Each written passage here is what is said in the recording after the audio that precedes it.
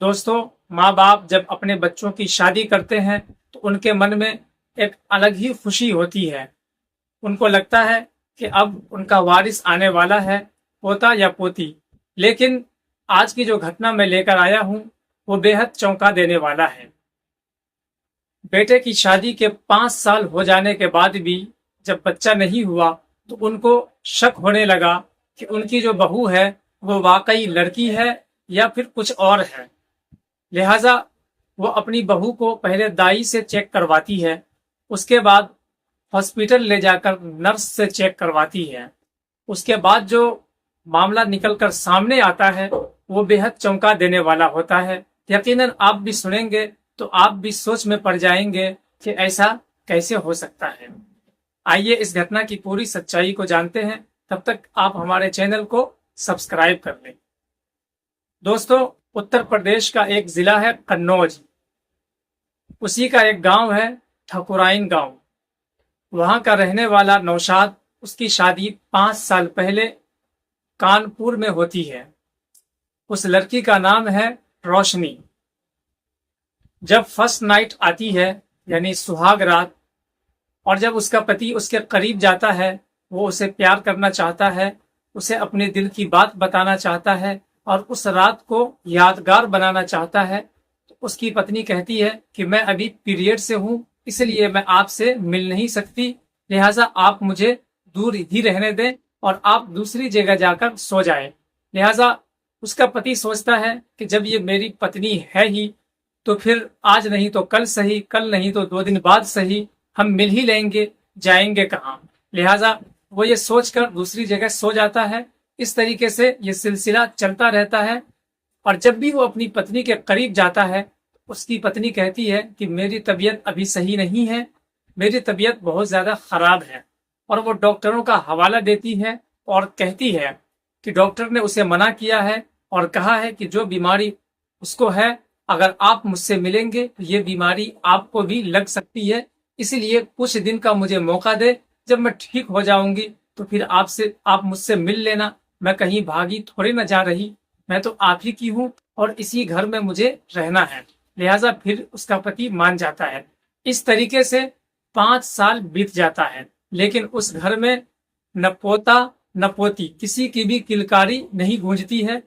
तो उसकी जो सास होती है रोशनी की, उसको शक होता है और वो उसके मायके से कुछ लोगों से पता लगवाती है कि आखिर इसके पास बीमारी क्या है, इसको हुआ क्या है जो मेरे बेटे को अपने करीब आने नहीं देती है।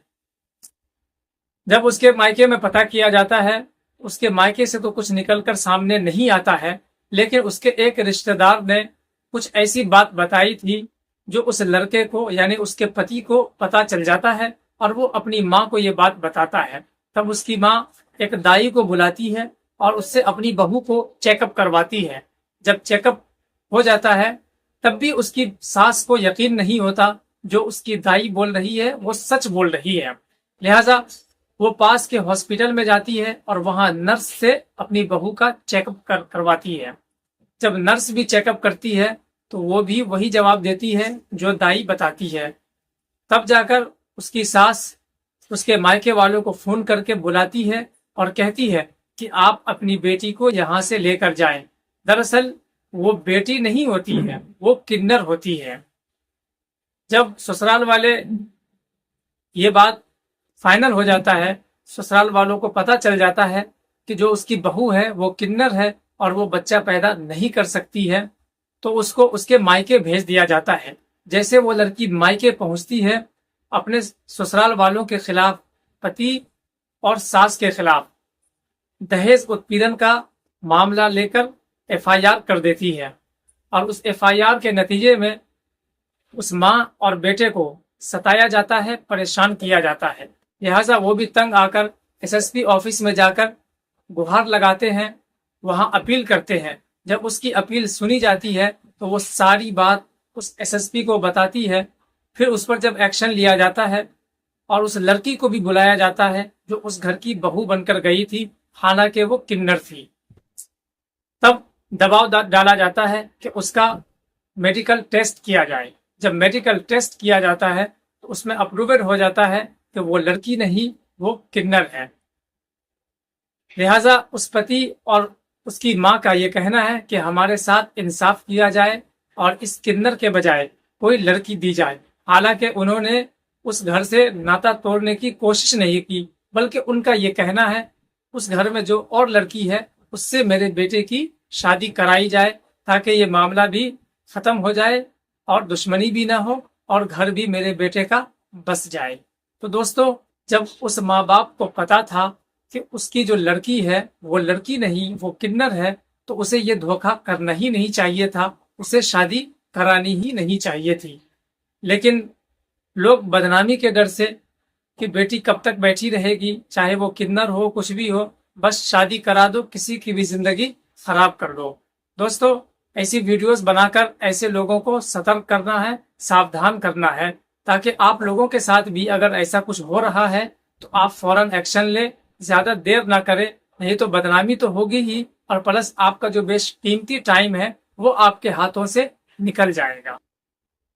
दोस्तों, इस घटना में किसकी गलती है आप हमें कमेंट बॉक्स में जरूर बताएं और आप क्या सोचते हैं अपने राय का भी कमेंट बॉक्स में इजहार जरूर करें। फिर मिलते हैं किसी नेक्स्ट वीडियो में किसी नेक्स्ट टॉपिक के साथ। तब तक के लिए हमें इजाजत दें। आप अपना ख्याल रखें, सतर्क रहें, सुरक्षित रहें, सावधान रहें।